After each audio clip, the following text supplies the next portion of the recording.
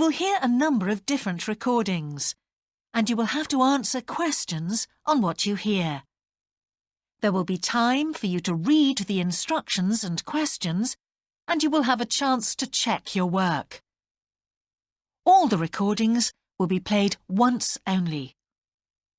The test is in 4 sections. At the end of the test, you will be given 10 minutes to transfer your answers to an answer sheet.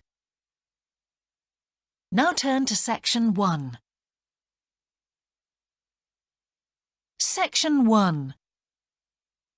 You will hear a student talking to the student accommodation officer at a college. First, you have some time to look at questions 1 to 5.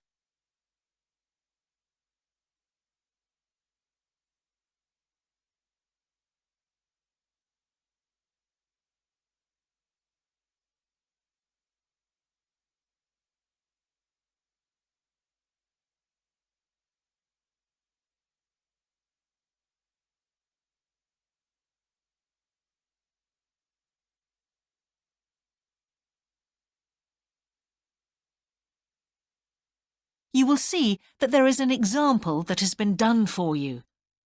On this occasion only, the conversation relating to this will be played first. Good morning. Can I help you? Yes, I've just been accepted on a course at the university and I'd like to try and arrange accommodation in the hall of residence. Yes, certainly. Please sit down. What I'll do is fill in a form with you to find out a little more about your preferences and so forth. Thank you. The student wishes to arrange accommodation in a hall of residence, so hall has been written in the space. Now we shall begin. You should answer the questions as you listen, because you will not hear the recording a second time. Listen carefully and answer questions 1 to 5. Good morning. Can I help you? Yes, I've just been accepted on a course at the university and I'd like to try and arrange accommodation in the hall of residence. Yes, certainly. Please sit down. What I'll do is fill in a form with you to find out a little more about your preferences and so forth. Thank you. So, first of all, can I take your name? It's Anu Bhatt. Could you spell your name, please? Yes, ANUBHATT. Thanks. And could I ask your date of birth? The 31st of March, 1972. Thank you. And where are you from? India. Oh, right. And what will you be studying? I'm doing a course in nursing. Right, thank you. And how long would you want to stay in hall, do you think? Well, it'll take 3 years, but I'd only like to stay in hall for 2. I'd like to think about living outside for the 3rd year. Fine. And what did you have in mind for catering? Do you want to cook for yourself or have all your meals provided? That's full board. Is there something in between? Yes, you can just have evening meal provided, which is half board. That's what I'd prefer. Yes, a lot of students opt for that. Now, with that in mind, do you have any special diet, anything we should know about? Yes, I don't take red meat. No red meat. Before you hear the rest of the conversation, you have some time to look at questions 6 to 10.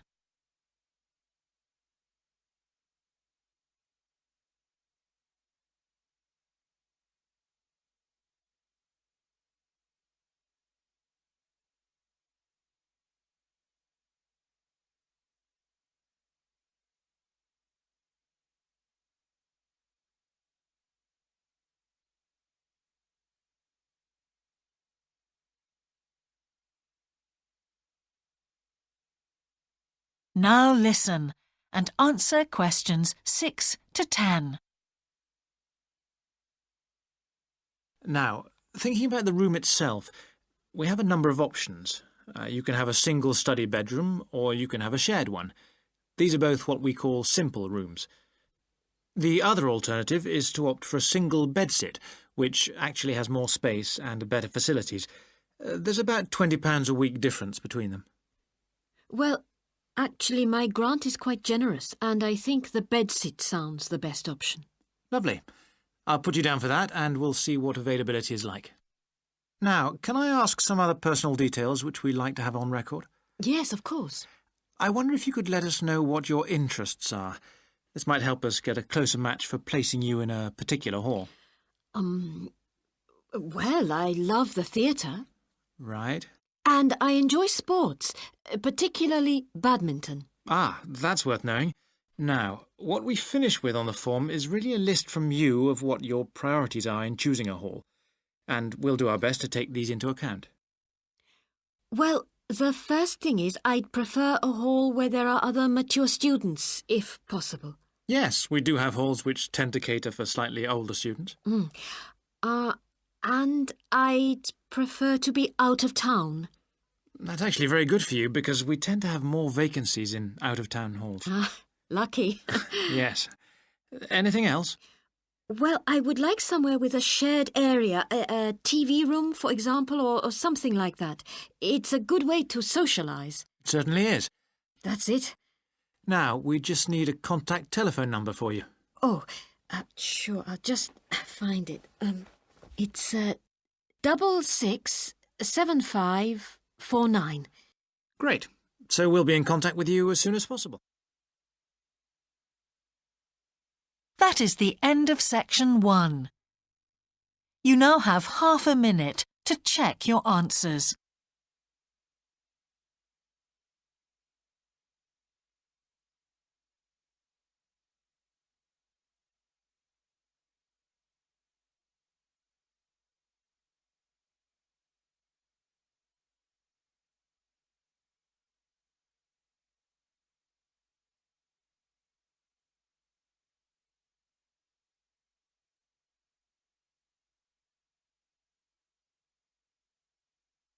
Now turn to section 2. Section 2. You will hear a man giving a talk to new members of a wildlife club in the south of England. First, you have some time to look at questions 11 to 13.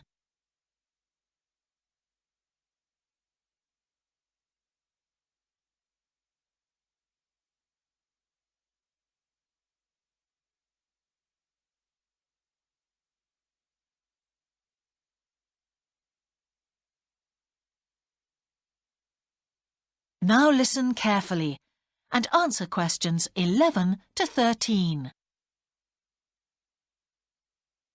Hello, I'm delighted to welcome you to our wildlife club and very pleased that you're interested in the countryside and the plants and creatures of this area. I think you'll be surprised at the variety we have here, even though we're not far from London.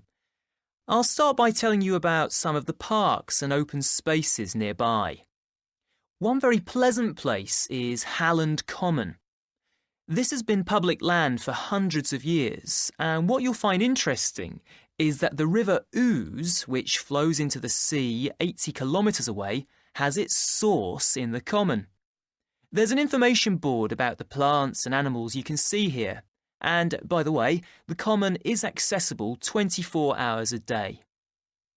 Then there's Holt Island, which is noted for its great range of trees. In the past, willows were grown here commercially for basket making, and this ancient craft has recently been reintroduced. The island is only open to the public from Friday to Sunday because it's quite small, and if there were people around every day, much of the wildlife would keep away. From there, it's just a short walk across the bridge to Longfield Country Park. Longfield has a modern replica of a farm from over 2,000 years ago. Children's activities are often arranged there, like bread making and face painting.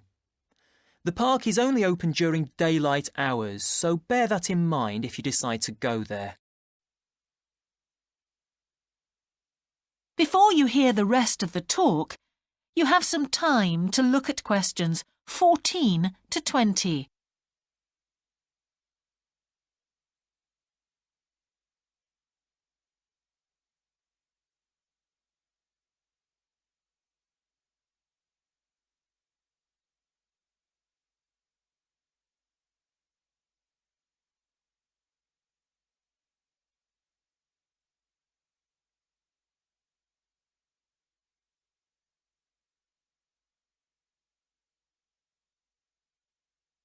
Now listen and answer questions 14 to 20. Longfield Park has a programme of activities throughout the year, and to give you a sample, this is what's happening in the next few days. On Monday, you can learn about herbs and how they've been used over the centuries. You'll start with a tour of our herb garden, practice the technique of using them as colour dyes for cloth, and listen to an illustrated talk about their use in cooking and medicine. Then on Wednesday, you can join local experts to discover the variety of insects and birds that appear in the evening. We keep to a small number of people in the group, so if you want to go, you'll need to phone the park ranger a few days ahead. There's a small charge which you should pay when you turn up. I'm sure you're all keen to help with the practical task of looking after the park, so on Saturday you can join a working party. You'll have a choice of all sorts of activities, from planting hedges to picking up litter, so you'll be able to change from one to another when you feel like it. The rangers will be hard at work all day, but do come and join in, even for just a short while. One thing, though, is to make sure you're wearing something that you don't mind getting dirty or torn. And finally, I'd like to tell you about our new wildlife area, Hinchingbrook Park, which will be opened to the public next month. This slide doesn't really indicate how big it is, but anyway, you can see the 2 gates into the park and the main paths. As you can see, there's a lake in the northwest of the park with a bird hide to the west of it at the end of a path, so it'll be a nice, quiet place for watching the birds on the lake. Fairly close to where refreshments are available, there's a dog walking area in the southern part of the park, leading off from the path. And if you just want to sit and relax, you can go to the flower garden. That's the circular area on the map, surrounded by paths. And finally, there's a wooded area in the western section of the park, between 2 paths. OK, that's enough from me, so let's get on and have a look. That is the end of section 2. You now have half a minute to check your answers.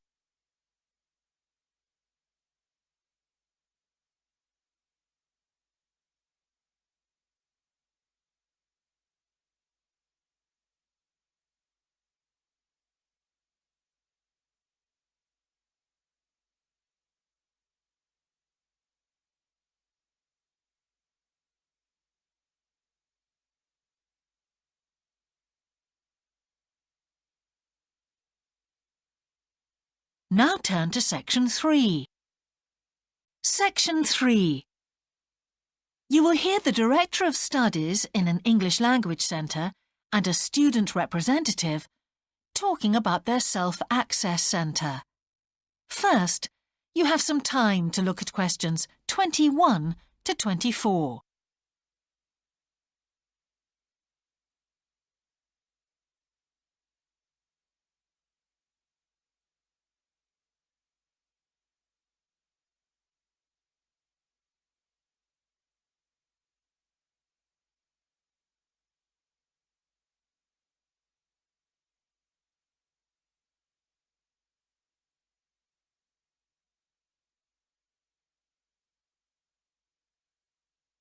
Now listen carefully and answer questions 21 to 24.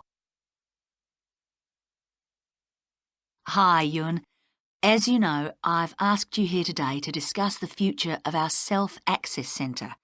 We have to decide what we want to do about this very important resource for our English language students. So, can you tell me what the students think about this? Well, from the students' point of view, we would like to keep it. The majority of students say that they enjoy using it because it provides a variation on the classroom routine, and they see it as a pretty major component of their course. But we would like to see some improvements to the equipment, particularly the computers. There aren't enough for one each at the moment, and we always have to share. Well, yes, the teachers agree that it is a very valuable resource. But one thing we have noticed is that a lot of the students are using it to check their personal emails. We don't want to stop you students using it, but we think the computers should be used as a learning resource, not for emails. Some of us also think that we could benefit a lot more by relocating the Self-Access Centre to the main university library building. How do you think the students would feel about that, Yun? Well, the library is big enough to incorporate the Self-Access Centre, but it wouldn't be like a class activity anymore. Our main worry would be not being able to go to a teacher for advice. I'm sure there would be plenty of things to do, but we really need teachers to help us choose the best activities. Well, there would still be a teacher present and he or she would guide the activities of the students. We wouldn't just leave them to get on with it. Yes, but I think the students would be much happier keeping the existing setup. They really like going to the Self-Access Centre with their teacher and staying together as a group to do activities. If we could just improve the resources and facilities, I think it would be fine. Is the cost going to be a problem? It's not so much the expense that I'm worried about, and we've certainly got room to do it, but it's the problem of timetabling a teacher to be in there outside class hours. If we're going to spend a lot of money on equipment and resources, we really need to make sure that everything is looked after properly. Anyway, let's make some notes to see just what needs doing to improve the centre. Before you hear the rest of the conversation, you have some time to look at questions 25 to 30.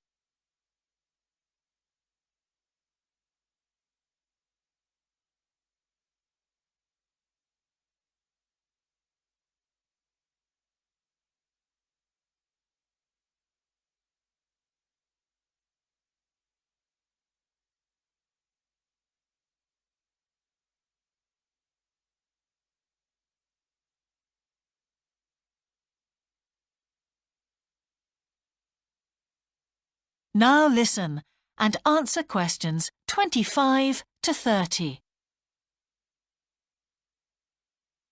Now, what about the computers? I think it might be a good idea to install some new models. They would take up a lot less room, and so that would increase the workspace for textbooks and so on. That would be great. It is a bit cramped in there at times. What about other resources? Do you have a list of things that the students would like to see improved? Yes, one of the comments that students frequently make is that they find it difficult to find materials that are appropriate for their level, especially reading resources. So I think we need to label them more clearly. Well, that's easy enough. We can get that organised very quickly. In fact, I think we should review all of the study resources as some of them are looking a bit out of date. Definitely. The CD section especially needs to be more current. I think we should get some of the ones that go with our latest course books and also make multiple copies. Good. Now, I was also thinking about some different materials that we haven't got in there at all. What do you think of the idea of introducing some workbooks? If we break them up into separate pages and laminate them, they'd be a great resource. The students could study the main course book in class and then do follow-up practice in the Self-Access Centre. That sounds good. OK, now finally we need to think about how the room is used. I'll have to talk to the teachers and make sure we can all reach some agreement on a timetable to supervise the centre after class. But we also need to think about security too, especially if we're going to invest in some new equipment. What about putting in an alarm? Good idea. The other thing I'd like to do is talk to our technicians and see whether we could somehow limit the access to email. I really don't want to see that resource misused. What about if we agree to only use it before and after class? Yes, that would be fine. OK, anyway, that's great for now. We'll discuss it further when we've managed to sort. That is the end of section 3. You now have half a minute to check your answers.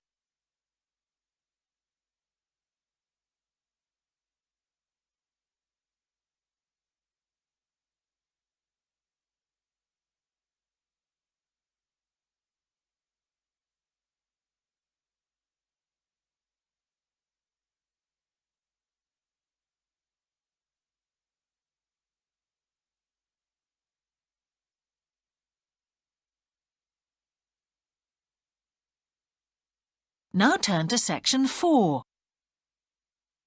Section 4. You will hear the beginning of a lecture about business cultures. First, you have some time to look at questions 31 to 40.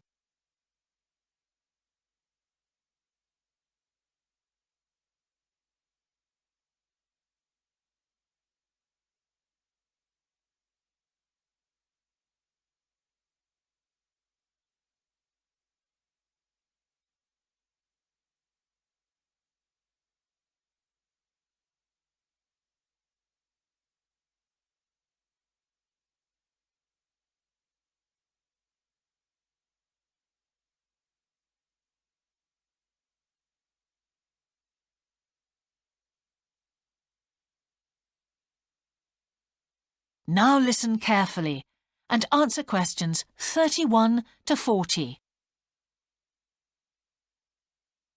Good morning, everyone. Now, whether you're going to university to study business or some other subject, many of you will eventually end up working for a company of some kind. Now, when you first start working somewhere, you will realize that the organization you've joined has certain characteristics. And we often refer to these social characteristics as the culture of the organization. This includes its unwritten ideas, beliefs, values, and things like that. One well-known writer has classified company cultures by identifying 4 major types. The first type is called the power culture, and it's usually found in small organizations. It's the type of culture that needs a central source of power to be effective. And because control is in the hands of just 1 or 2 people, there aren't many rules or procedures. Another characteristic is that communication usually takes the form of conversations rather than, say, formal meetings or written memos. Now, one of the benefits of this culture is that the organization has the ability to act quickly. So it responds well to threat or danger on the one hand, and opportunity on the other. But on the negative side, this type of organization doesn't always act effectively, because it depends too much on 1 or 2 people at the top. And when these people make poor decisions, there's no one else who can influence them. And the kind of person who does well in this type of business culture is one who is happy to take risks, and for whom job security is a low priority. The next type is known as role culture. That's R-O-L-E, not R-O-double-L, by the way. And this type is usually found in large companies, which have lots of different levels in them. These organizations usually have separate departments that specialize in things like finance or sales or maintenance or whatever. Each one is coordinated at the top by a small group of senior managers, and typically everyone's job is controlled by sets of rules and procedures. For example, there are specific job descriptions, rules for discipline, and so on. What are the benefits of this kind of culture? Well, firstly, because it's found in large organizations, its fixed costs, or overheads as they're known, are low in relation to its output or what it produces. In other words, it can achieve economies of scale. And secondly, it is particularly successful in business markets where technical expertise is important. On the other hand, this culture is often very slow to recognize the need for change, and even slower to react. What kind of person does this type of culture suit? Well, it suits employees who value security and who don't particularly want to have responsibility.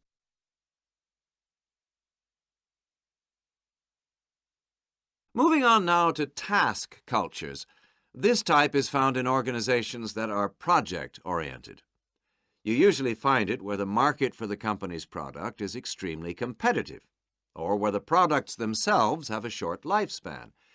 Usually, top management delegates the projects, the people, and other resources.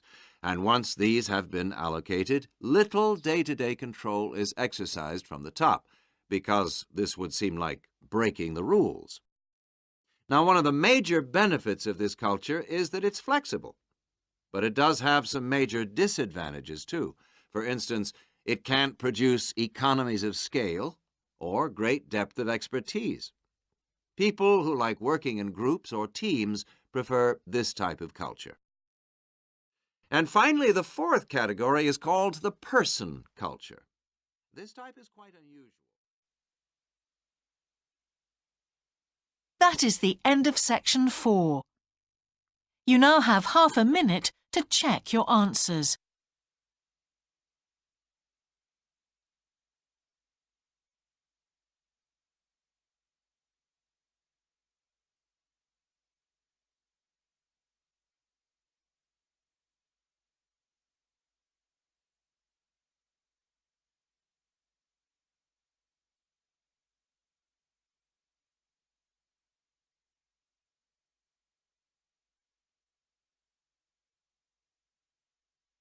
That is the end of the listening test.